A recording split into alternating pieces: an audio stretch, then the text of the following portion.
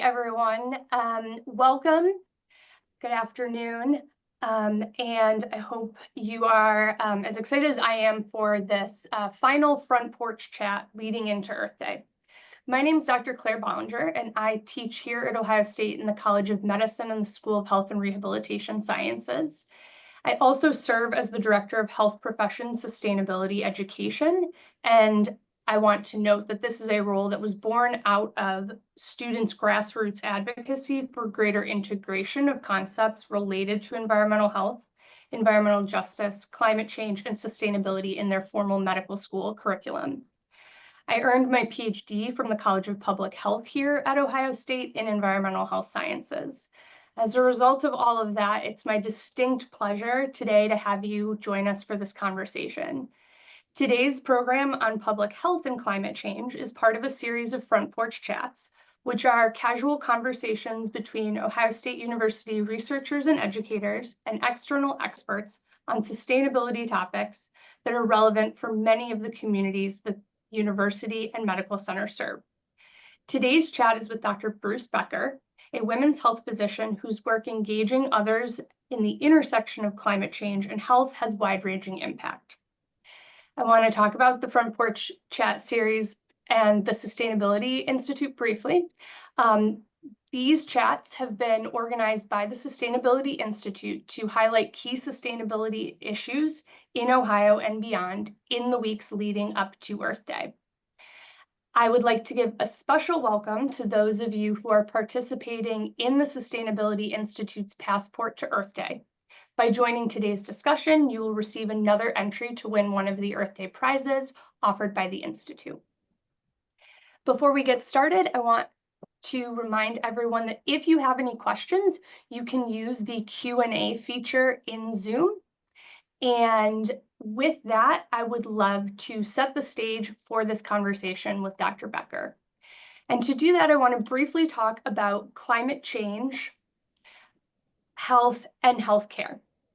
We know that our global climate is changing, and we feel these changes across geographies from the neighborhood and community levels to global regions. There are four main elements of climate change: rising ambient temperatures, rising sea levels, increases in carbon dioxide levels, and more extreme weather events, both more in frequency and severity. These in turn contribute to and interact with changing environmental conditions, such as impacting water quality and quantity, changing vector ecology, poor air quality, increasing allergens and longer pollen seasons, more extreme heat, all of these to name a few.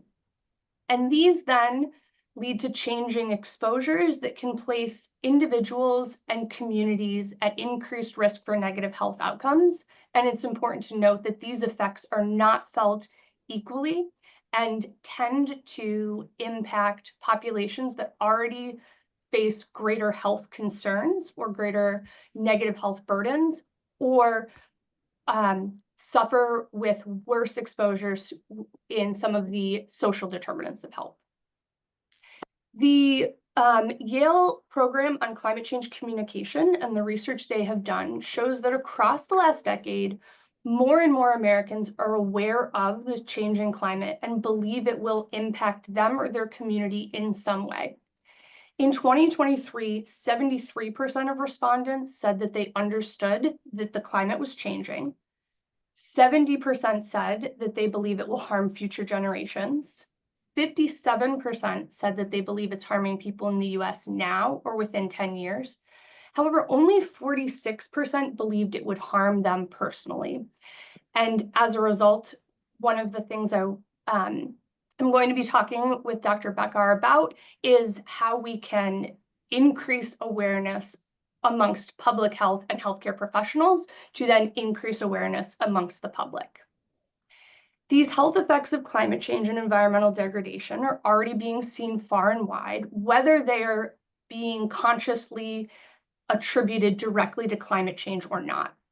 We see increased exposure to things like particulate matter and ozone impacting the incidence and severity of respiratory diseases.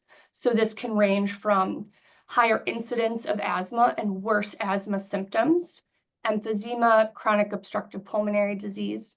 Also impacts cardiovascular disease risk, and ongoing research finds that fine particulate matter affects more or less any disease process that involves inflammation or oxidative stress. So far and wide across the body, exposure to poor air quality is going to lead to greater healthcare needs and greater stress on the healthcare system. It also, within this range of health effects, includes adverse obstetric outcomes like preterm labor and low birth weight, which is something Dr. Bekkar and colleagues investigated in their landmark 2020 paper.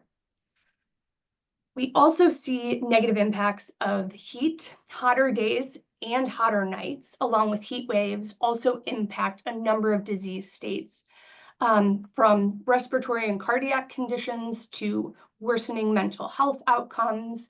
Neurodegenerative conditions are also impacted. With all of this, we see greater utilization of health resources, including prescription drugs for chronic disease management, emergency department visits, and longer hospitalization. The healthcare sector and providers not only have a responsibility to learn more about the ways they can educate, protect, and treat their patients, but also a major opportunity to reduce the human activities that contribute to climate change. Worldwide, the healthcare sector contributes approximately 4.5% of greenhouse gas emissions, and the US healthcare system is responsible for about 8.5% of national carbon emissions, and the US healthcare sector contributes approximately 25% of all global greenhouse gas emissions from the healthcare sector. So as a result, clinicians and public health professionals have a critical role to play in promoting healthier communities now and for subsequent generations. So with this in mind, I would love to introduce Dr. Bruce Bekkar. Dr. Bekkar is a women's health physician who practiced as an OBGYN for over 20 years and now focuses on sharing how we can engage with the climate crisis to address and improve health of individuals and communities. As a physician, speaker, and author, he has shared his expertise to a wide range of audiences domestically and globally. These audiences include Genentech, the American Meteorological Society, England's Royal College of Obstetrics and Gynecology, the US House of Representatives Democratic Caucus. He serves as the Climate and Health Fellow for ecoAmerica, as an advisor for Climate RX. He's on the editorial board for the Journal of Climate Change and Health and serves as the chair emeritus of the Public Health Advisory Council in Southern California. In addition, he co-hosts Green Docs, which is a podcast on women's health, pregnancy, and environmental threats. And he recently gave a TEDx talk entitled "The Climate Crisis Isn't Your Fault, but It Is Your Problem," which is a title I love. And so with that in mind, I would love to begin our chat. So to start off, how did you get involved in looking at climate change, the climate crisis itself, as both an individual and then as a medical professional? Well, thank you so much, Claire, and that was an amazing condensed presentation. And I'm really glad that you offered that up to give us context for this chat that we're going to have. But specifically, the light bulb came on for me. My climate awakening came at the end of a very long day in clinic when I got home and went through my mail in October of 2006, which sounds like forever ago, but in a way it feels like yesterday. I got home from the office and there was an alumni newsletter in my mailbox from UC San Diego, where I'd gone to college. And an article in that newsletter was called "The End of the World as We Know It." And it was research being done at Scripps Institution of Oceanography, which is a world-leading research center, part of UCSD, and certainly unassailable in terms of the respect they have worldwide. And I read this article. It was kind of long, and it was about this thing called global warming. And I had heard of it, but I had really no knowledge about it. By the time I finished reading that article, I literally felt my foundation crumble beneath me, because I realized that the coastline that I'd moved back to live on in North San Diego County, where I'm actually sitting right now, was at risk in ways I couldn't have even imagined. literally the balance of nature itself. And I didn't sleep much that night, but I woke up the following morning with the realization that I was not comfortable sitting on the sidelines and just hoping we'd figure this out. And I had to try to pitch in. So I started showing up and doing things in my local community. I got invited to serve on an environmental board, even though I told them I'm not an environmental expert, but they just wanted people that lived in the community to participate so I could learn on the job. Kind of interesting. Our very first task for this environmental board, we found out that the city had created this board in order to get advice from the local engineering community about a new sewage pump for the city. So we had all these poop presentations for the first couple of months, but then we started focusing on things that could be done in the community to improve our environmental footprint and just practices in general. And I learned a lot. But that's how it all got started. And in 2013, there really wasn't enough progress being made for me to feel comfortable. So I ended up taking an early pension from Kaiser, where I worked, and leaving my practice to just try to help take care of Mother Nature. And I've been doing it ever since. The whole issue of health didn't come along until really kind of 2015, when more and more literature was showing up around the area of health impacts. And so it wasn't until then that I really started pivoting over to that, when I realized that I wanted to think beyond San Diego. And I thought, for a few reasons, the health angle was a really important one to focus on. Fantastic. And I think it's really helpful to hear from people that getting involved before you feel like you are the expert does have its merits. So in focusing on some of the work you've done since being a practicing physician and as you've transferred over, you've had a pretty large impact there.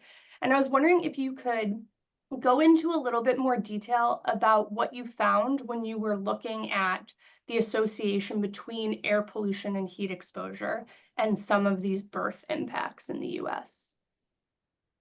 Well, as a disclaimer, it is important for me to underline that I'm not a researcher.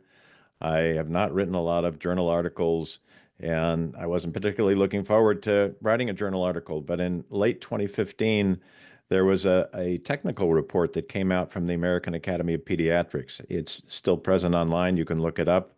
Samantha Adut is one of the two authors. And it was about the harms that would come to the world's children as a result of climate change. It was the first big picture review to look at that issue. And it included a quote from the World Health Organization that 87% of the disease burden of climate would fall on kids under the age of 5, which was just horrifying to me, and I'm sure to a lot of people. I mean, talk about kids that are completely not responsible for this crisis, and yet they were going to be dealing with the brunt of it. But the next thought I had was, as an obstetrician, are these impacts hurting people even earlier than the age of 5? And were they, in fact, impacting pregnancy? And through the work I'd been doing for the past several years before that, I was connected to a number of physicians and various knowledgeable people in the world of research. And I was able to put together a small team of really incredible science minds that wanted to know the answer to that same question: was climate change impacting births? And so we started digging in. A couple of us, Nate DiNicola became my senior author by virtue of the fact that he guided me. And it took us about 3 years to comb through the data. There were lots and lots of studies, I think about 1,800 of them that we ended up looking through. We decided to stay with U.S. domestic populations only, looking at birth impacts and climate change, because I was tired of hearing from so many people making excuses that oh, climate is, this isn't a problem, and even if it was, it's not here. So we wanted to look and see whether it was impacting U.S. populations. And then we also decided, looking at the literature, that heat and air pollution were where most of the impacts were showing up. And you mentioned correctly a few minutes ago, Claire, that oftentimes elevated temperatures and heat waves and air pollutants are not they're not attributed to the climate crisis. And certainly it gets hot without us warming up the planet. It's just that these events are much more frequent and severe than they used to be. And so we decided on those two stressors, and where the literature pointed to was towards an increased risk of preterm birth, low birth weight, and stillbirth. Again, just in domestic U.S. populations. So once we pulled all the data together, and by the way, this is a three-year effort that we didn't know um, would yield any meaningful results. But when we pulled it all together and put the results into tables, it was obvious that hiding in plain sight was a really strong and consistent association between those common impacts of elevated temperatures and air pollution and these really bad birth outcomes. And I'm sure most of the people in this audience understand that those adverse birth outcomes aren't just a threat for the time around pregnancy and birth, but a preemie or a low birth weight baby can have medical problems throughout childhood and even well into adulthood, very, very serious health risks. So these are significant and important things to prevent and avoid. And here we're seeing this very strong association. And in particular, we had 68 studies, and they covered over 32 million births all across the country. And 48 out of the 58 studies on air pollution and 9 out of 10 on heat showed a very, very strong association with these adverse birth outcomes. So that's the first thing. And in particular, the groups that seemed to be highest risk were asthmatics, mothers at the extremes of maternal age, and minority groups, especially Black moms, which turned out to be really important. We didn't go looking for this, but it really jumped out of the data that a lot of studies were noticing that people of lower socioeconomic status and minority mothers, and Black moms in particular, were at particular risk, even higher risk than the general population. This turned out to be crucial because JAMA happened to publish this as an open access article 2.5 weeks after George Floyd had been murdered in broad daylight by the police. And so it was in the height of the Black Lives Matter movement. We got asked a lot of questions with the media about our findings. And I think it was really important. It was a really good opportunity to point out this disparity, and it's led to a lot of other opportunities as well. That's fantastic. And in connecting the spring and summer of 2020 to the work that's being done now, when the medical students came to me, it was at that same time saying we need to be learning about all of this, not only social exposures, but also environmental exposures that might impact our future patient populations.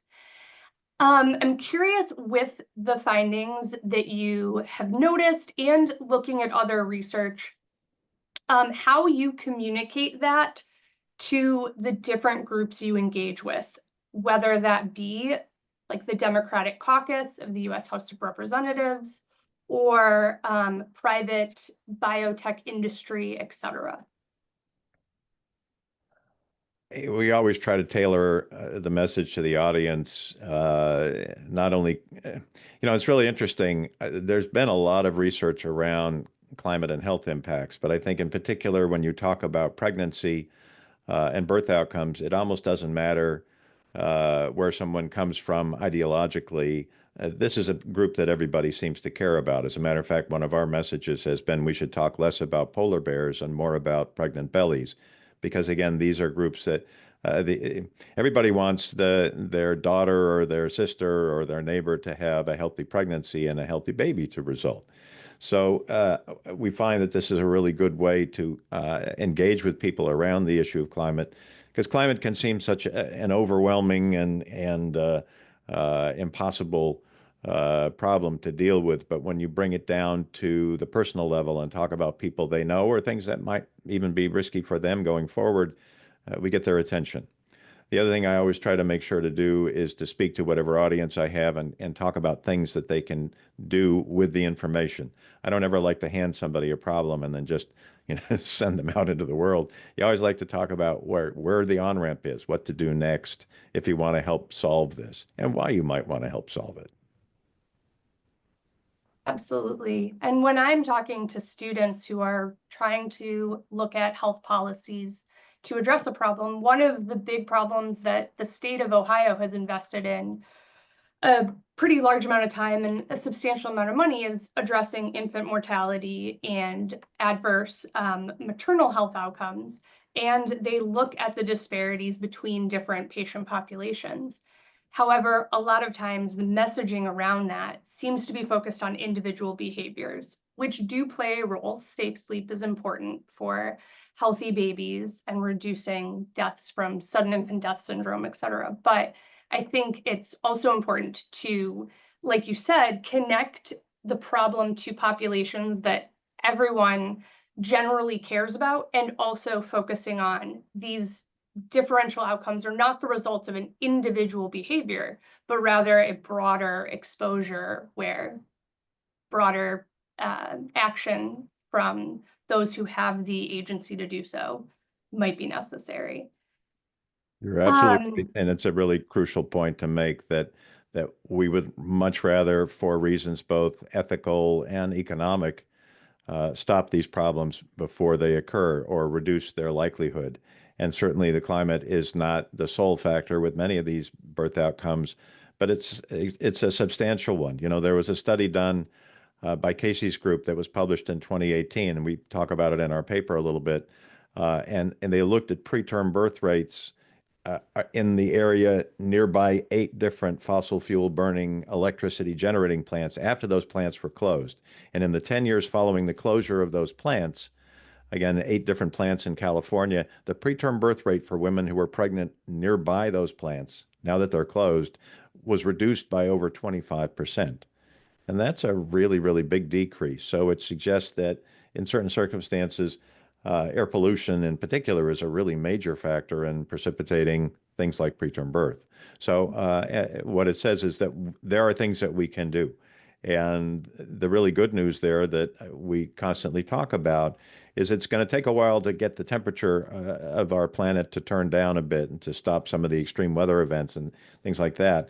But the health benefits to making the changes that we have right now available to us are literally instantaneous. As soon as we stop the air pollution, we can have major impacts. And by the way, you mentioned correctly that air pollution is tied to all kinds of different diseases.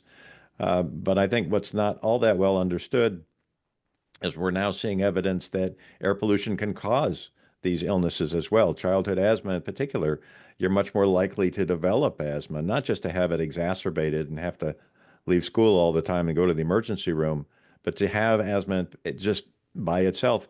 It literally seems to be caused by overexposure to air pollution. So lots of good to be done that has really, really rapid benefits, and it's pretty exciting. Yeah.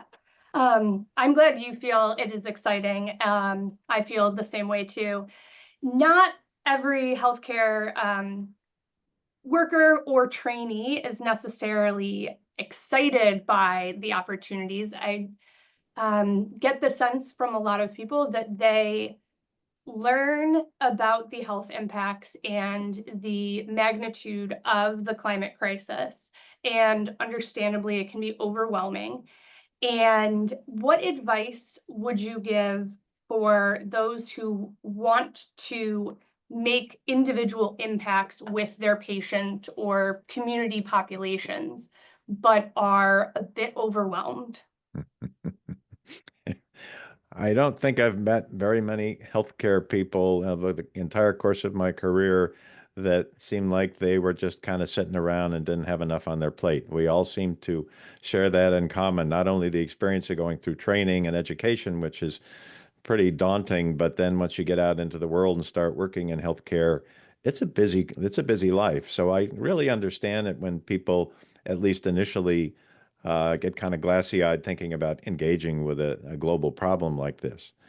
But there's so much we could talk about here. But one of the things that's dawned on me not all that long ago is that we're already involved with this. See, with our understanding in healthcare, our knowledge about biology, we get it about climate. You don't have to be an expert in climate science to understand we shouldn't be running risks like this. It is on so many levels, it's way too dangerous to be doing this. And so people are involved in healthcare with climate, regardless of whether they think they'll want to be. Because every time you and I and anyone that understands this gets reminded of it, it takes energy away from us because we have a certain amount of anxiety and concern and fear about what might be coming, and it costs you every time you're reminded of it to have to suppress those feelings. But on the other hand, one of the things that's become very clear to me, and I know dozens and dozens of healthcare people around the country who do this work, is as soon as you plug in and engage with it, even in the smallest of ways, you actually start to feel a whole lot better about the problem. Going from feeling powerless to feeling somehow part of a solution with this problem is actually a source of energy. It makes people feel better. And it turns this problem into something they might start to feel a bit hopeful about, and hope brings energy. So I don't really hesitate. I don't feel bad about talking to people about engaging, even though I know they're overwhelmed, because I know it's going to make them feel better. And the other two parts of this are, aside from whether or not we want to get involved, are things like uh, you can start without being an expert. You don't have to be a climate science expert. You just have to stay in your lane and talk about the things that you understand, the patients that you care for, the family members that you're concerned about. So you don't need to wait until you've, passed an exam or been, taken your boards in climate science. You can get involved. That's another really important thing to keep in mind, is just by virtue of the fact that you're a healthcare professional, you showing up to things makes a difference, even if you don't say a lot. It's still true that doctors and nurses are the most trusted voices in society. So you can talk to show up at a meeting with your local Sierra Club and go to a city council meeting and just sit there with your white coat on, and it's a very powerful thing. So healthcare people, we have superpowers when it comes to affecting directions communities decide to go in. And frankly, it'll add to your life if you start engaging. Another thing I like to talk with the medical students about when they say things like, well, I am not earning my MD in order to do XYZ. I'm going on to treat patients with different disease states. But I like to talk to them about how much they know about non-clinical factors that impact their patients' well-being, and how they do a good job, or through their training, they learn to be more efficient and effective at doing a good job of prescribing the right treatment for their patients, and that they know instinctively what factors outside of medicine may help them be less susceptible to disease risk or deal with different disease states. And they don't need to get their patients those social supports or environmental supports, but knowing that that is something a patient might need, and raising the awareness or potentially connecting them with a resource that can help them get it is the right step beyond a prescription. With that, with the idea of prescriptions in mind, I was wondering if you could talk a little bit about the Climate RX program and the badge reels that healthcare providers can have to try to engage with their patients. Well, again, we're both saying the same thing, in that we get that people are busy and medical students are doing everything they can to just try to get through their coursework and learn how to take care of specific diseases. But you mentioned the social determinants of health a little while ago, and environmental factors are listed in that group. I think we're just seeing more and more evidence that those environmental factors are increasingly important in the care of patients. So it is absolutely in line with their responsibilities to their patients to get to know what environmental exposures they have.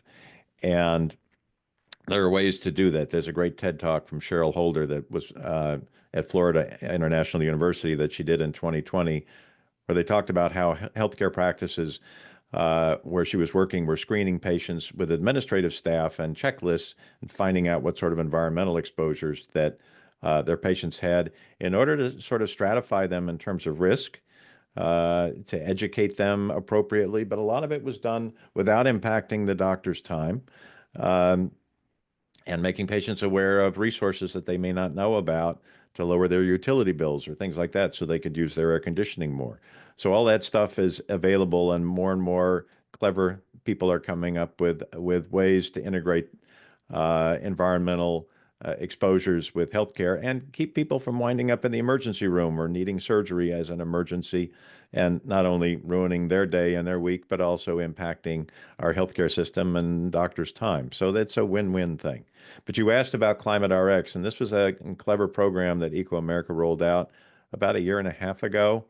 And basically, what it is a badge that you could wear in addition to your medical badge on your coat.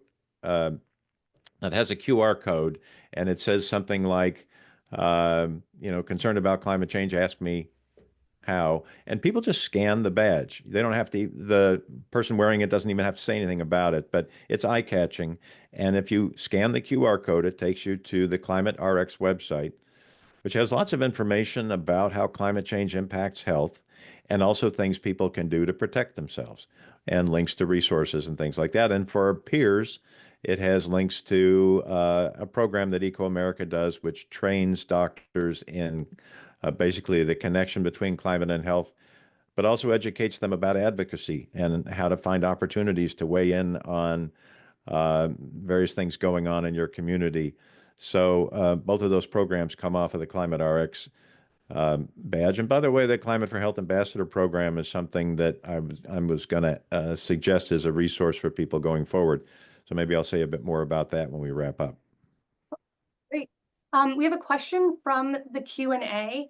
What would be the most effective strategies for local municipalities to begin implementing through existing climate pollution reduction initiatives that might be already in effect? I think it's site specific. It's tough to say. It probably depends upon a lot of local factors, but there's a lot of low-hanging fruit out there. I've done work with, it wasn't my idea, but I ended up getting pulled into it and got very involved. We had a local nonprofit that was very effective with local legislation and really good developing in relationships with elected officials and getting stuff done. And the founder of that organization and I had worked together quite a bit. And she said, we really should have the health voice more at some of these meetings. We put this group together. We started with three of us doctors that were from different medical centers in San Diego. And within about 6 months, we had a dozen docs all over San Diego that were part of what we called the Public Health Advisory Council. What was really cool about that was that the nonprofit was very tied into what was going on countywide in terms of legislation opportunities and times and places to talk to elected officials. And that's an expertise that we as doctors, of course, don't have and didn't have time to develop.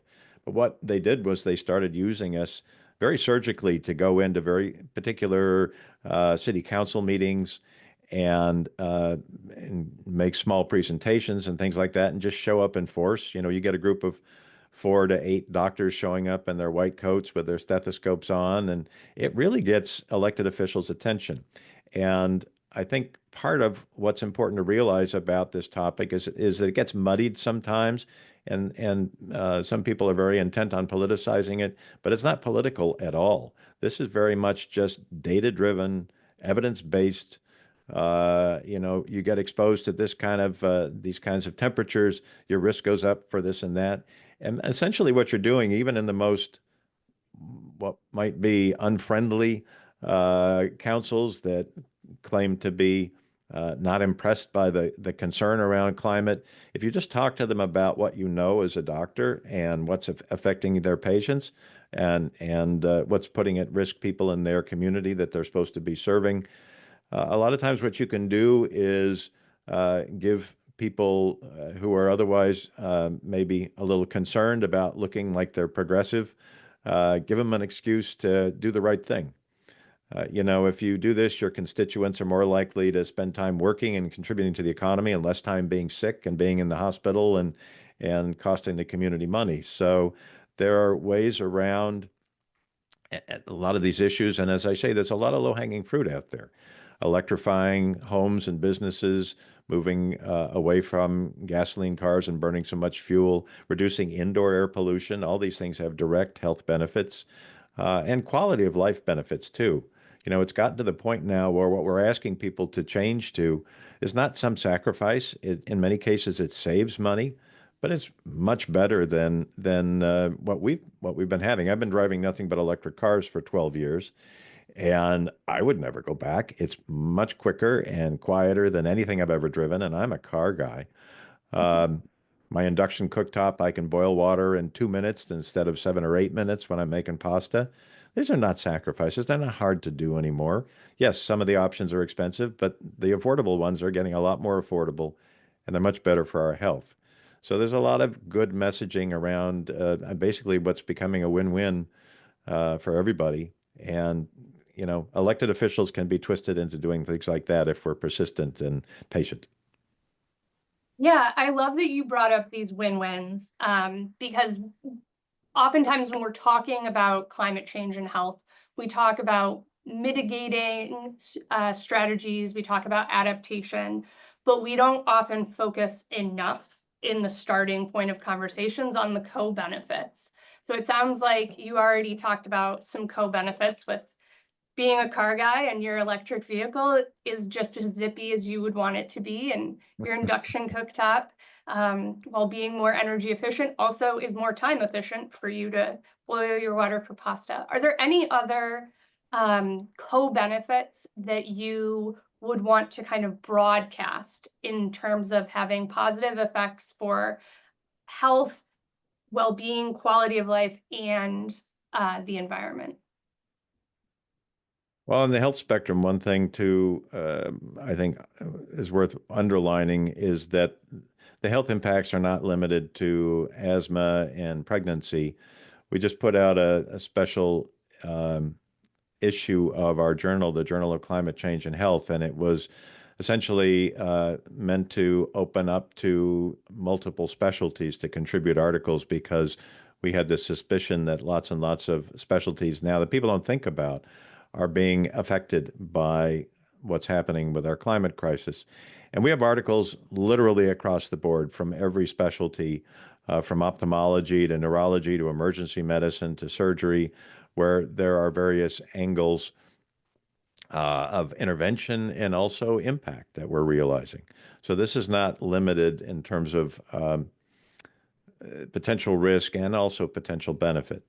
So I don't know if I'm answering your question, but were you looking for something else? No, that's great too. And thinking about just it's so wide ranging. It sounds like what you're saying is professionals in any area of care delivery or public health do have something to kind of pick up as potential low-hanging fruit, that's going to be impactful for their patient populations too, and an area to make an impact. A lot of questions in the Q&A have been looking specifically at the pregnancy outcomes. And so one question asks, what would you recommend citizens do, pregnant or not, to avoid exposure to poor air quality on a regular basis? We always like to tell people to be more physically active, but if being physically active outside is also opening you up to risky exposures, what would you recommend, and how could individuals better protect themselves? Yeah, that's a great question. And some of the resources I'll mention have more detailed responses to this. But very simply, get the Air Now app from EPA that will show you very quickly what your air pollution exposure is. And it is good for everybody to avoid a lot of air pollution, particularly if you live near in an urban heat island, or if you live near industry or freeways or things like that. But use the Air Now app, or also I bet you there are other apps that I'm not aware of that monitor local air pollution levels. And you want to be thinking not just about your own exposures, of course, but the vulnerable groups that you're connected to, like kids, elderly parents, anybody with chronic health conditions, the people that are really overweight, all of these people have more risk from air pollution. And by the same token, heat. Um, as you mentioned earlier, I think not only are temperatures higher, but it doesn't cool off at night as much as it used to. And part of the problem with a warmer atmosphere, with all that energy trapped into it, is that we have more humidity, and humidity does make high temperatures much less tolerable. We cool off much less efficiently because of that humidity. So keeping all that in mind, I guess if there's one good thing about heat, at least it's usually not a surprise. You know a few days in advance when there's a heat wave coming, and just plan your activities around avoiding the highest exposures to elevated temperatures and air pollution, and in particular, watch out for any vulnerable groups that you are helping take care of because they may be even more vulnerable to these changes. Yeah, absolutely. The AirNow app and the Heat Index app are something I tell all the med students, just put this on your phone and you can show a worried or interested patient the two apps, and it's very simple. The beauty of good color coding and graphic design that we don't need to worry about. Let the experts do that. Another question I have, there's the idea of nudges in society and also sludges. So nudges are these little environmental or policy factors that make things easier to get done. So people in Ohio might think that there are more nudges in local policies, maybe in Southern California. And then sludges are the things that seem to slow down progress. Another way we could think of it is headwinds and tailwinds. Anyone is a cyclist, so I am. So I love the tailwinds, and headwinds make me doubt myself. What nudges have you encountered first in your work that have made things go a bit more, have accelerated the pace or made things a little bit easier?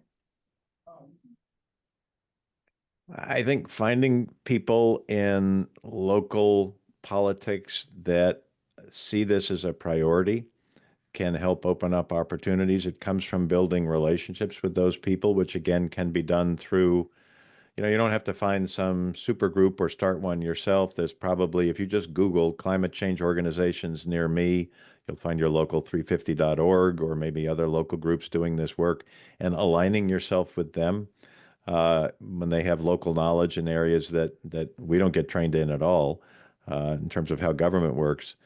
But I think one of the most important things to remember is that progress in some areas may be slow or not at all. You may run into three sludges in a row, but I like to tell people just knock on a lot of doors and go through the ones that open. Sometimes your timing is just off, and you shouldn't draw any conclusions about whether or not that was a good thing to pursue, but you just might have to come back to it. So being persistent, but also understanding that a lot of times these things move kind of glacially, and you just have to hang in there. Not only aligning with people in city governments and other people that are doing this work in your community, but just aligning with other people that you know and work with and respect. And it just takes one or two more people to make you feel like you're really part of a movement.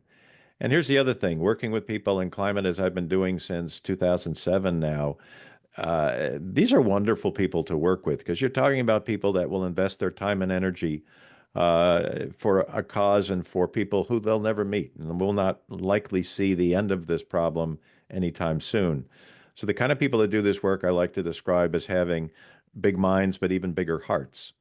And those are really wonderful people to spend time around. They just make you feel better. It's wonderful to be associated with people like that and to learn from them.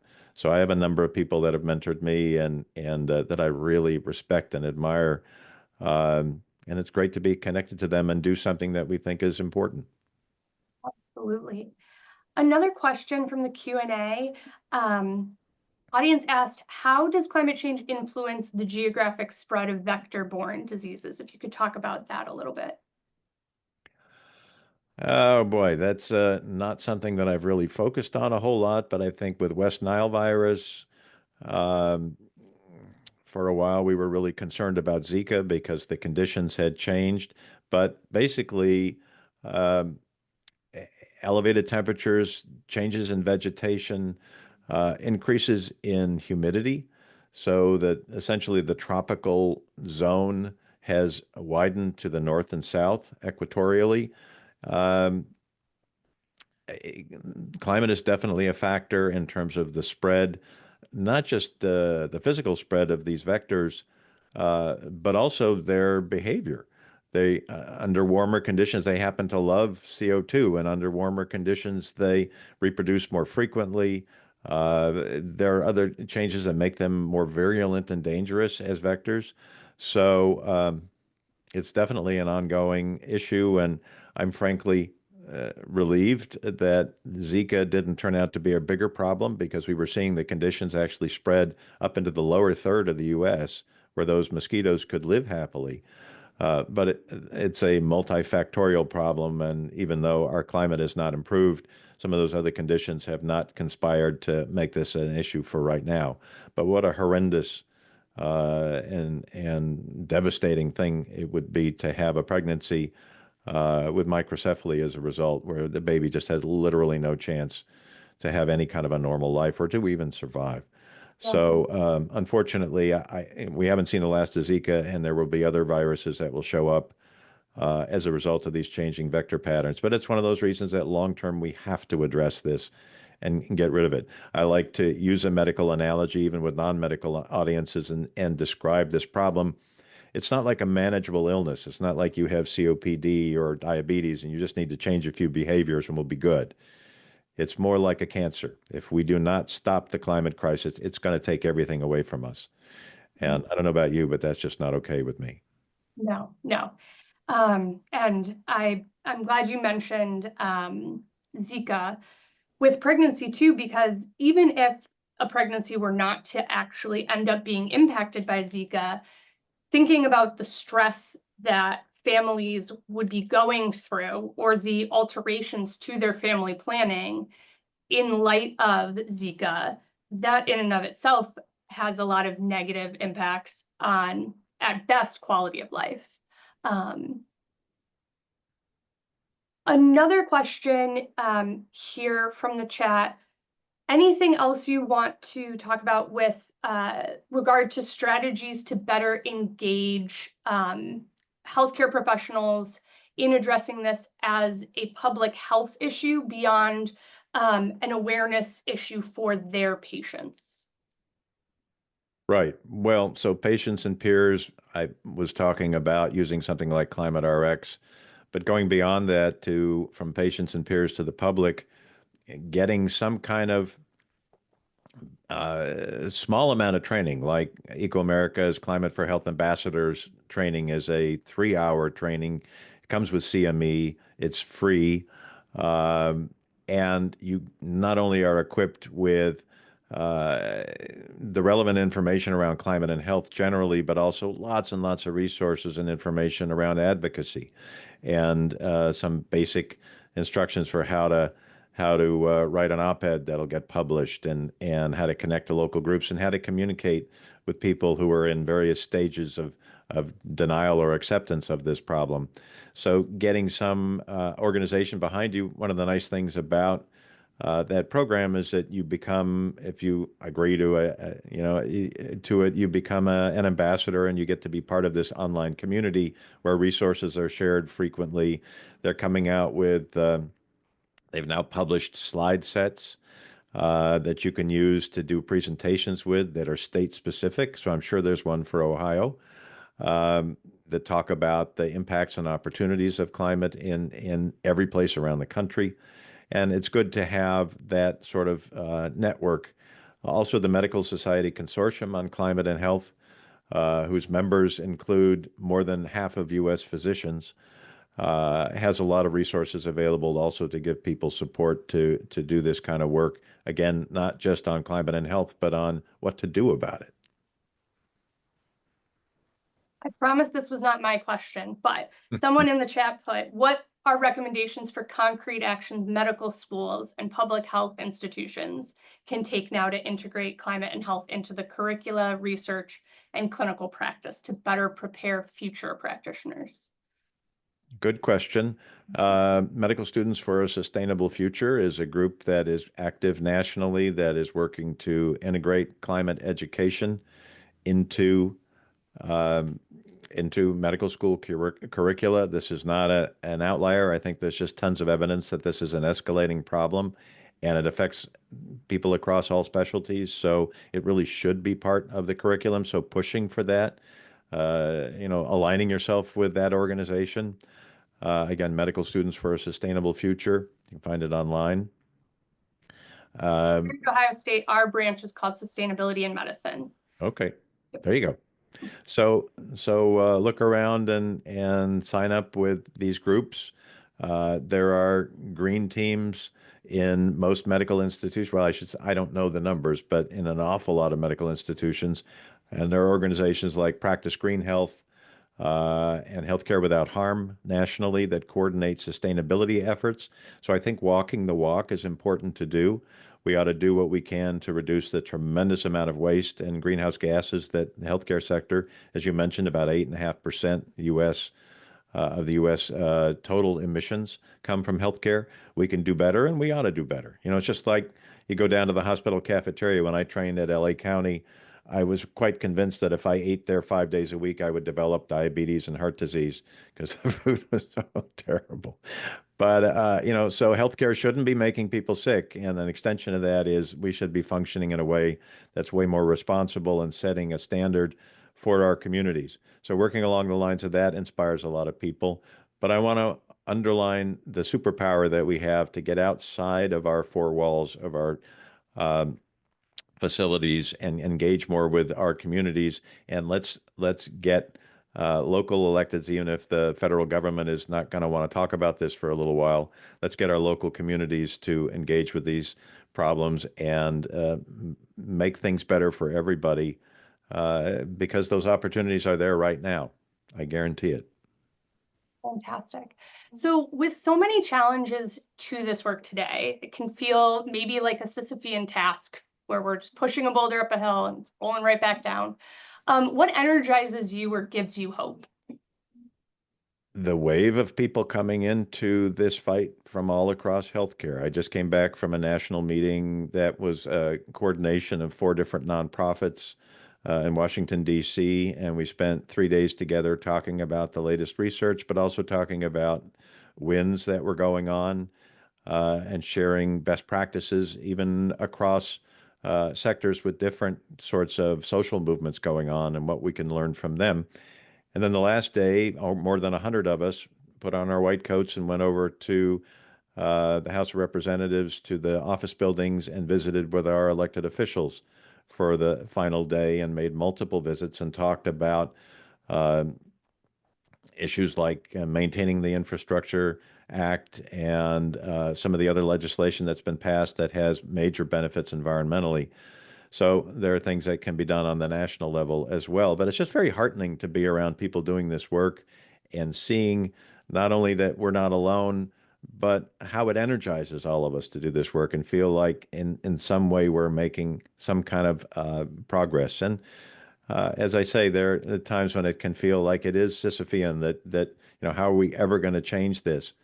But one of the quotes that gives me hope uh, was something Al Gore repeated that I heard, I think, in 2017. But this was from an economist in the 1930s. He said, change always takes a lot longer than you think it should. But then once it happens a lot faster than you believed it could. It's something like that. The point is, I feel like we're at that point on the verge of not just US, but worldwide acceptance of this problem and real serious action on it. And that's what matters. It's great to think about recycling and eating less meat and driving an electric car. All that stuff's great, but we need major social change. And the good news is that we in healthcare are well positioned to do it. And it makes people feel better in healthcare to start to get engaged. You can make a difference just by showing up. And I, you know, I'll give you your money back if it doesn't feel worthwhile. I guarantee it will. Fantastic. Thank you so much for this conversation.